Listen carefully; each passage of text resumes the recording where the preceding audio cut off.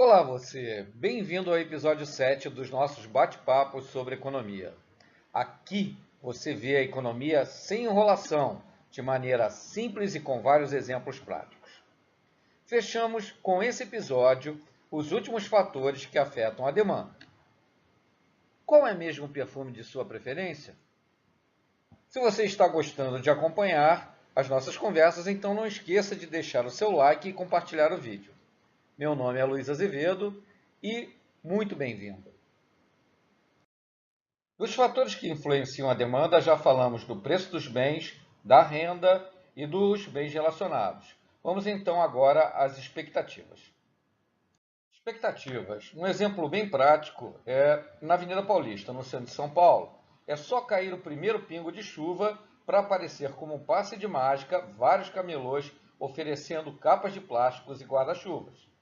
Então, o clima é um grande fator de expectativas, desde o simples guarda-chuva na Paulista, passando pelos alertas de furacões na Flórida, que geram uma super demanda por itens como água mineral, comida, combustíveis e baterias.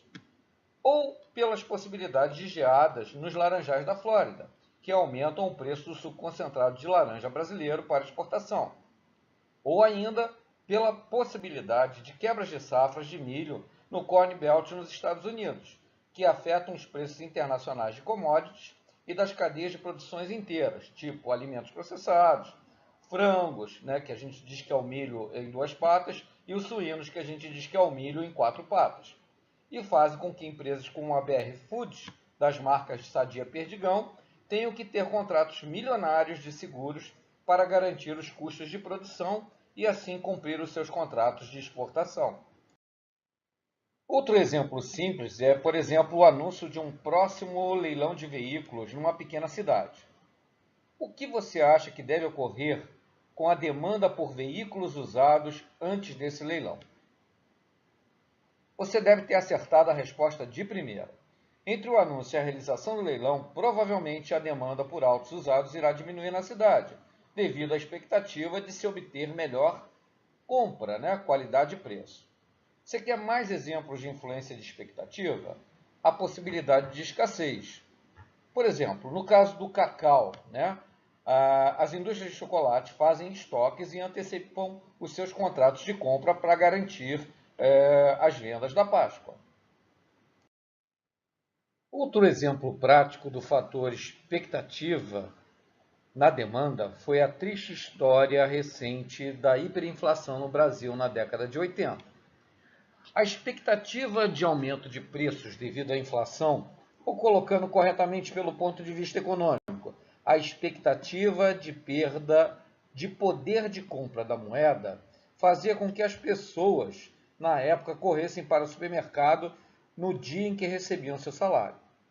O gráfico ao lado é apavorante. Ele mostra para as novas gerações que não têm a mínima ideia do que foi viver numa situação dessas, o que foi a inflação durante o governo Sarney, que chegava aos absurdos 80% de inflação ao mês. Para entender o que significa isso, é assim, imagina, você recebia uma nota de R$ 100 no dia 1º do mês. E com isso, com esse dinheiro, você podia comprar 5 camisas na loja. Se você deixasse essa nota na sua carteira, no dia 30 do mesmo mês, você só conseguia comprar uma camisa. Isto é, sua nota de R$ 100 só valia R$ 20. Em 1989, a inflação atingiu 1.800% ao ano. Difícil até de imaginar para quem vive agora com uma inflação de 4 a 6% ao ano.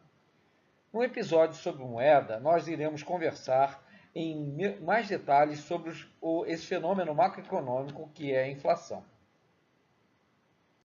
O quinto fator que influencia a demanda é a preferência. Vamos então conversar sobre as preferências. Preferências são questões de foro individual. Os economistas não discutem sobre isso. E aí você, o que prefere? Coca-Cola ou Pepsi? Como diz o ditado, gosto não se discute, se deplora.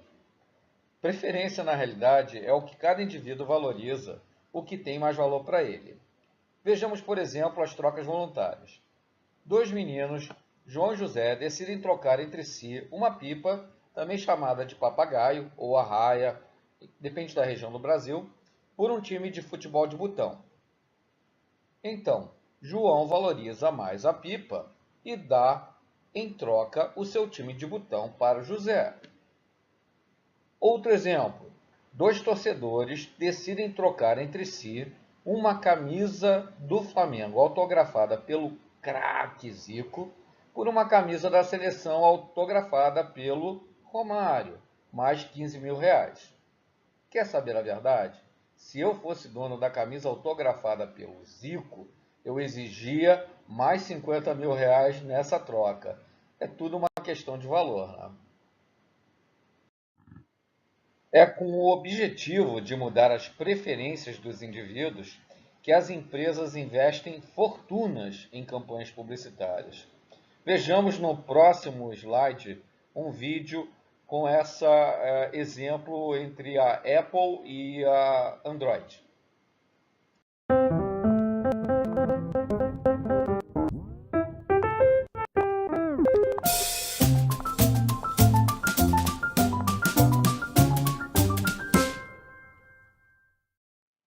Finalmente, chegamos ao fator número 6, número de compradores. Vamos conversar a respeito. Esse fator, como dizemos, é autoexplicativo. Se aumenta o número de compradores, aumenta a quantidade demandada.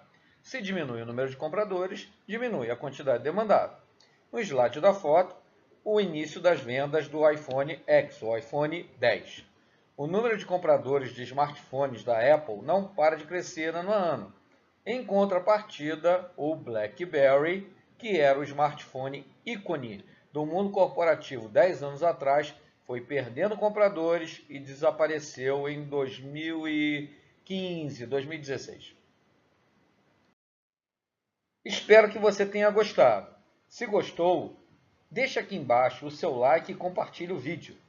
No próximo episódio, vamos falar da outra face da moeda, que é a oferta, e dos fatores que influenciam o lado dos vendedores. Meu nome é Luiz Azevedo e muito obrigado pela sua audiência.